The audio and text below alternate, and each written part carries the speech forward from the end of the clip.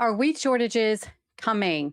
Are prices of groceries about to skyrocket? Again, maybe you've been watching these videos that have been floating around and are slightly freaking out at the moment. So, we need to talk about what is going on with wheat right now. Where are we getting this information? And what is our response to this possible wheat shortage coming up?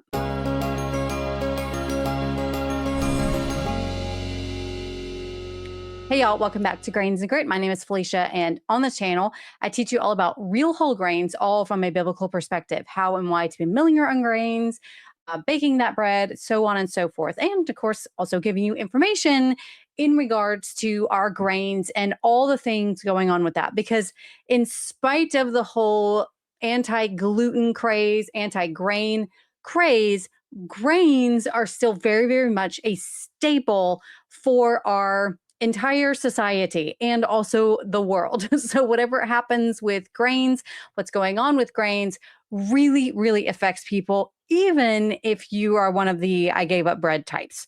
So, you're going to want to pay attention to this video. All right. So, in case you did not know this, and frankly, I did not know this. I should know this, but I didn't. But the USDA, the United States Department of Agriculture, for those of you who may not be my United States listeners, the big USDA comes out with a report every single month called. It's called the Wheat Outlook, and it explains the USDA's changes in the official projections for the United States and the world wheat supply. So every single month, they're actually coming out with this report, and basically it's saying, here's how many wheat acres were planted. Here's what the projections are. Here's what we're expecting prices to be. Just a general outlook and overview of how grains are going here in the United States and also around the world. And the one that came out in May of 2026 was not good. And it's the one that everyone is freaking out about right now. All right. So, what did this report say? What does this mean for us? And what do we expect in the future? Are we going to wake up tomorrow and bread or wheat be doubled in price? What do we need to be doing about it now, as well as prepping for the future, so on and so forth? We're getting into all that today. Now, throughout this video, I will be using an example, and that is my go to place for hard red and hard white wheat berries, which is Four Generations Organic Farms. They are a organic wheat farmer based in Oklahoma, and I've been buying from them for years and I love them. And I'm actually going to be using them as a comparison to this data so we can actually see what this looks like kind of in real life.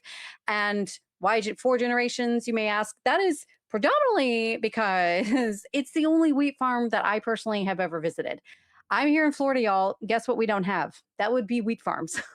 We grow corn here, we have peanuts, and we definitely have cotton, and then of course all the orange groves and citrus and things like that. But as far as wheat, it's not here. And so it wasn't until a couple years ago when they actually brought me up there to Oklahoma that I saw a wheat farm for the very first time. And it was like super, super cool to be able to actually see it in action, to see the wheat fields, which is beautiful. I can see why songs have been written about the amber waves of grain that we have. And so it was a wonderful experience. So the fact that I've actually seen the farm, it really answered a lot of questions that I have. And I'm able to read reports like this and kind of base it off my experience with that. Okay, so with this report, I watch videos like this one from Sutton's Days, as well as this guy here. And then I just kind of pulled a lot of summary reports because there are a lot of videos out there talking about this. And so let's just sum everything up that came out in this report that has us all freaking out. So, first and foremost, what came out in the May 2026 report is the current state of wheat production, which frankly is not good. Historic lows in planting and yields. The US is currently seeing its lowest planting acreage since 1919. So, the least amount of fields planted.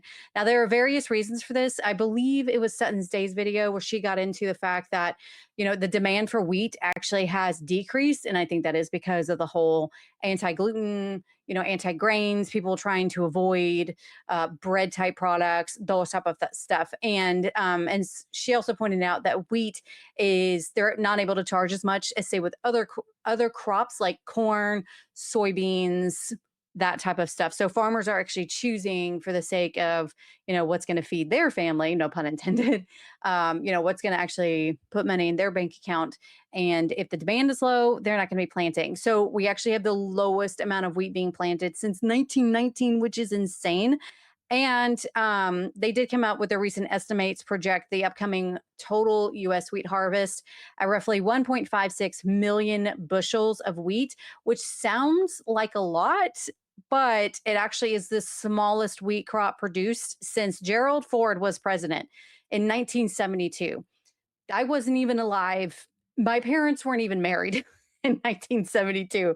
So I'm an 80s baby. And so it's been a long time. I've never actually seen it in my entire lifetime. Now, another factor is besides farmers choosing not to plant wheat and the fact that we're having these lower wheat productions, it's not just based on we're just not planting enough. It's also based on the severe droughts that we have been having. Y'all, I'm here in Florida and we are under such severe drought right now. Our rivers are really low. We have been under burn bans for forever. And this has actually been a multi-year drought. And it is devastating the southern plains, which includes those key producing wheat states, the breadbasket, as I call it. Again, Kansas, Oklahoma, Texas, Colorado, these states. And due to this drought, because you need rain, you need water to produce crops, over 40% of the winter wheat crop is rated as poor or very poor.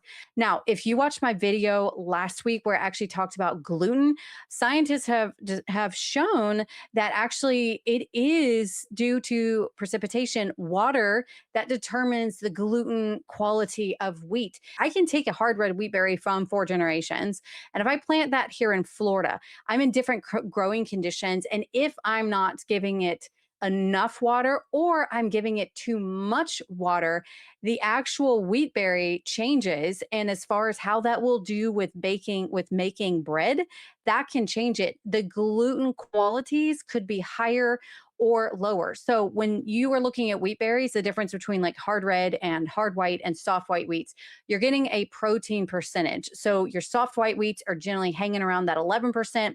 Your hard reds, which are excellent for your sandwich type loaves, those are up above like 14, 17%. Well, that percentage can actually decrease just because you don't have a lot of water. So that's why they're saying, I think that the winter wheat crop, the hard red wheat is majorly being affected, because if that protein level is not high enough, they cannot sell that wheat as bread flour. That's a problem. And so that's why they are alarmed by this. And again, that gluten study that I've done is precipitation has a lot to do with it. So that's why they're stating that it's rated as poor or very poor, because these grains might not be coming out with the correct amount of protein levels that they need to classify the wheat, a certain type of wheat. Now, another issue that is affecting farmers is, yes, I'm going to say it again, it is the Iran war and all that's going on over there with the Strait of Hormuz. So I talked about this back in March, where with the Strait of Hormuz closing, even though that is on the other side of the world, as far as in relation to the United States, a lot of fertilizer comes out of the Strait of Hormuz. And with that all being shut down, locked down tight, there's limited, all that stuff, it is greatly affecting the world getting access to fertilizer. Now, we're going to go into this a bit deeper later on, because there are some exceptions to this, but the fact that it is disrupting globally the supply of specifically nitrogen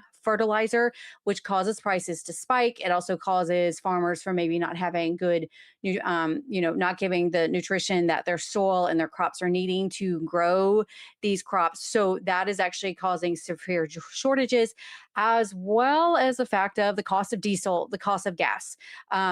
Agricultural relies on diesel. Tractors run on diesel. Those big semi trucks run on diesel that transport all of this throughout the United States. And then, of course, on ships across the world, that is all diesel. So while you may not use diesel, our entire supply chain uses diesel. And so that affects pricing. So that's another disruption is that our farmers are having, because they are now also having to choose, can I afford fertilizer? So should I plant as much because I'm going to need more fertilizer? These are all factors that our farmers have to consider. And again, contributing to potential shortages. And another alarming thing that this report showed was crop abandonment, because it just doesn't make economic sense to harvest damaged crops. So it actually makes better sense for them to collect insurance money for having failed crops. Yes, farmers have insurance for failed crops. Didn't know that was a thing, but it is. So right now they were coming out in the study that farmers are abandoning about 10.5 million acres of wheat. So this means that 1 in 3 planted acres will simply be left to the ground, left in the ground to just rot. Is this as big of a deal as this report is saying? So, like I said, we're going to be using Four Generations Organic Farms as an example. And I did reach out to them about a week ago with these reports asking for their input.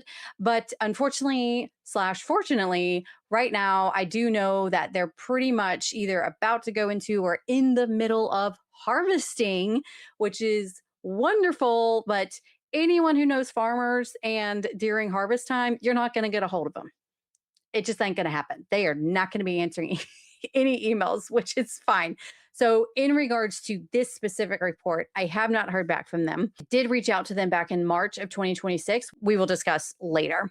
But good news is I do know that Four Generations has been sharing reels like this one, reels and shorts like this one, showing their wheat in the field and it going from that beautiful, from that green to that beautiful golden amber color that they are needing. It signals that harvest is ready to begin, and so that's why I know that they're probably in the middle of harvest right now. Okay, so first of all, let's go through these points and let's respond to them. I first want to respond to the drought. Now, again, they have not specifically told me if they are affected by the drought. So this is purely from observations of whenever I was there in May a few years ago. And there were some shocking things that I learned when I visited. So again, I'm a Florida girl, okay? Florida girl going to the middle of the United States in Oklahoma, purely landlocked area. I don't know how y'all live there. God bless you. But one thing that absolutely shocked me there, and I asked Bob, who's the owner of Four Generations, I asked him, I was like, hey, where are your wells and where are your big, huge sprinkler systems that I'm used to seeing here in Florida? And he just looked at me and he said, well, we don't have any. And we don't use big sprinkler systems. It's too expensive to even dig a well here. We have our water, like any water that like even for their homes is like piped in from like 20 miles away. Like absolutely floored me. It shocked me. If we didn't have that here in Florida with our sandy soil, we would grow nothing here. So the biggest difference is there in Oklahoma with Four Generations, they have clay soil, like red clay. And with that, anyone who has clay, you actually don't need as much water because that water will just sit there.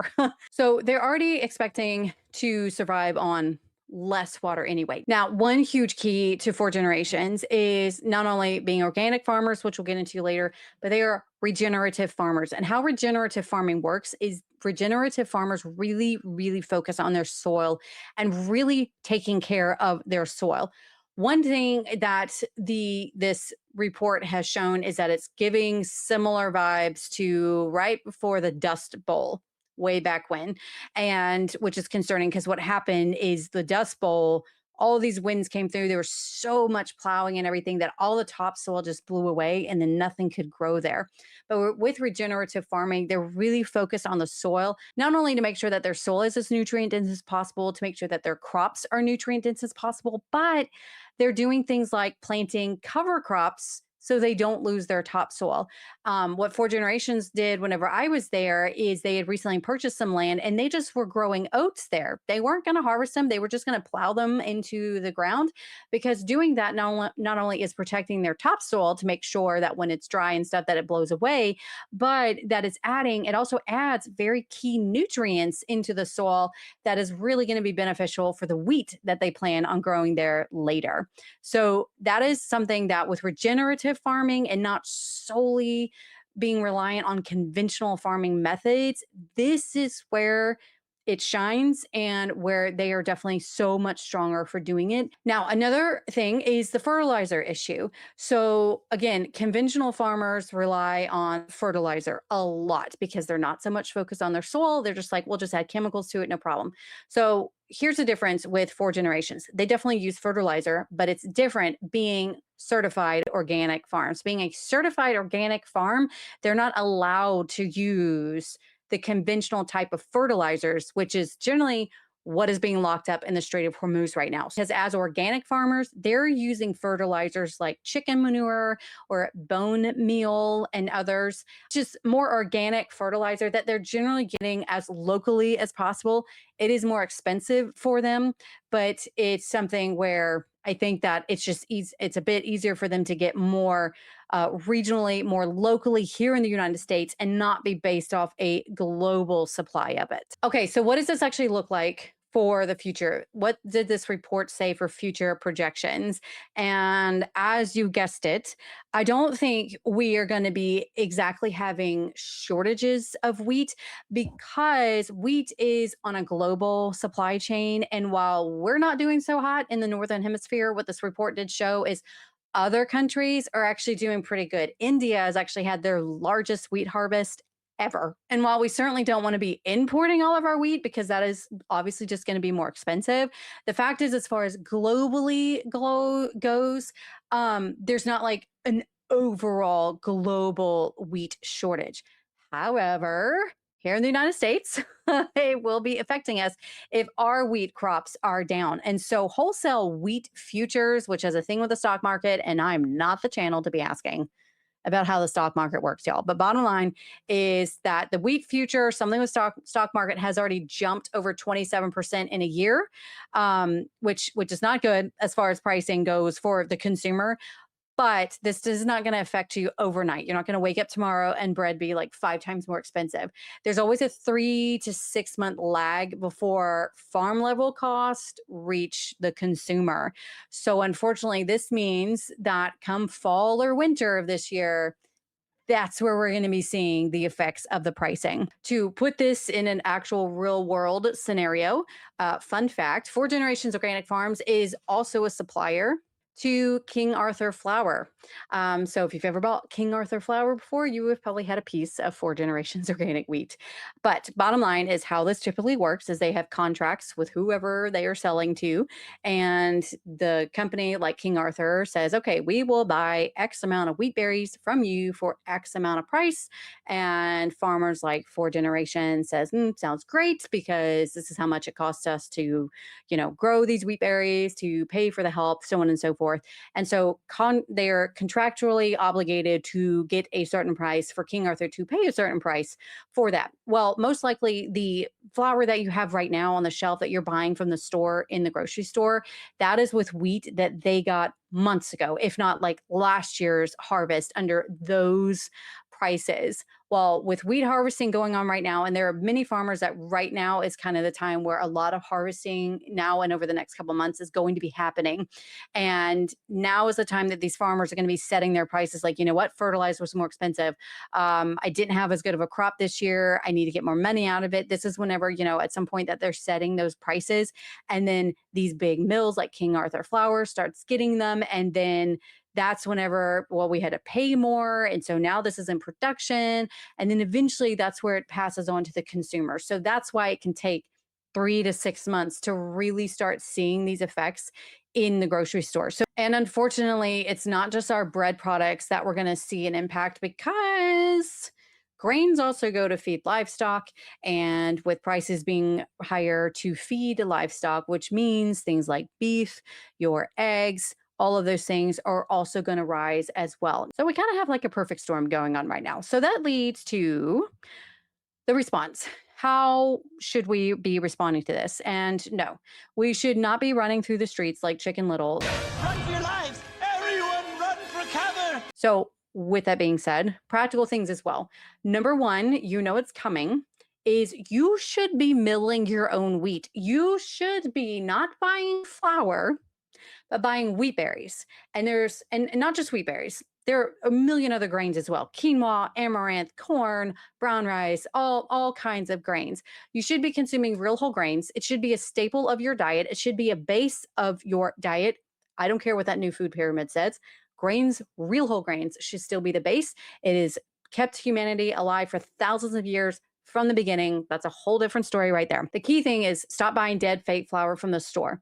That flour has been on that shelf for who knows how long. You don't get all the nutrients available, and you also can't store it. Wheat berries, on the other hand, can store in a good container with a good lid to keep out your moisture and all of your pests, and that can store pretty much indefinitely with very little to it. The beauty of 4 generations organic farms is it's shipped straight to your house in sealed buckets if you buy it by the buckets. Sealed buckets with oxygen absorbers. So those babies just go straight to my shed and I don't have to do anything about it. And they are just fine when I open them up months from now whenever I use them. Which does lead me to the second thing is when you do actually stock up on grains, when you do have these grains, you need to be milling them yourself. Get a grain mill, which I know is difficult right now, but they are there.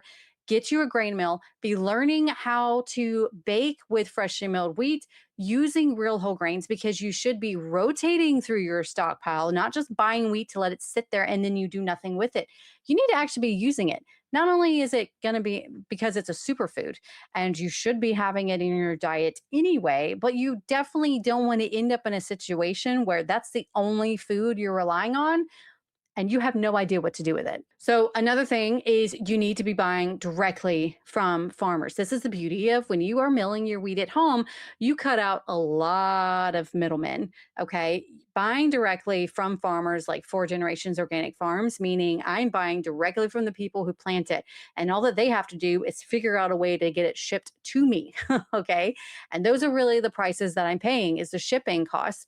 And of course for their grains as well. But I'm not having to go through the costs that grocery stores add on, the costs that the mills put on, like King Arthur flour or these the General Mills.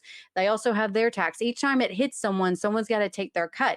So eliminate those middlemen, go straight to the source. And good news actually is if you, as 4 generations is based in Alva, Oklahoma. So if you are around Alva, Oklahoma, I do recommend you actually make a trip to 4 generations because buying directly from them where they don't have to ship those grains, you can save a huge amount of money. I think they give you like a 50% discount. Don't quote me on that because I have not verified that in quite a while, but I do know it is a discount for you to just go to the store and pick up. Okay, so this leads me to answer some questions of what I sent to them back in March. Now, the questions I sent to them back in March, we did not have this type of report that was more involved, asking about, will the Strait of Hormuz closing affect them? Those type of things, as well as some other questions that I was just really curious about. So the biggest question that I asked them though is, do you expect a wheat shortage? I was asking them this back in March 2026 because we were talking about it back then as well. And their simple answer was, nope, not from us. And so it does seem to be that they are doing really, really well in spite of all the drafts. Now, I do also know that whenever I visited them, they also have huge silos that store their grains. So that's the beauty again of wheat farmers. It's not like they are growing their grains and then like selling out of all their grains and they have to start over the next year. But that is the beauty of grains is that you can stockpile them very easily. Farmers do that. And so we're not just reliant on this year's wheat harvest. We have other ones to go on. So the biggest takeaways is right now, don't panic. Store grains, not flour. You need to be learning to mill your wheat now, learning to mill and bake now. Okay. And supporting your farmers directly. And that is across all industries. I think we should be buying directly from farmers as much as we possibly can because that's more money in their pocket and you form those relationships. So, if you're ever not able to shop at grocery stores anymore, you know where to get your food. All right, y'all. So let me know your thoughts below. Let me know if you've seen any of these other videos, any other predictions that you see. Also like to know how long have you been milling your grains? How comfortable are you? So on and so forth. So if you haven't checked out Four Generations Organic Farms, you definitely need to. Again, they're my go-to source of hard red and hard white wheat berries. They're also super, super easy for beginners. They are the grains that I recommend starting off with when you're new to milling your wheat. You're supporting American farmers, organic, regenerative farmers as well. So just go to grainsandgrit.com/four generations and use this coupon code here on the screen for 10% off your first order. And thank you so much to Four Generations Organic Farms for all you do, giving us these delicious wheat berries, and also for sponsoring this video. If you want to know about storing grains, because it's easier than you think, I do recommend checking out this video here. And if you are on the lookout for a grain mill, still unsure which one to get, then that is this video here to give you suggestions on how to decide what grain mill to get. As always, I hope that y'all have an absolutely wonderful day, and I'll see you next week. Bye.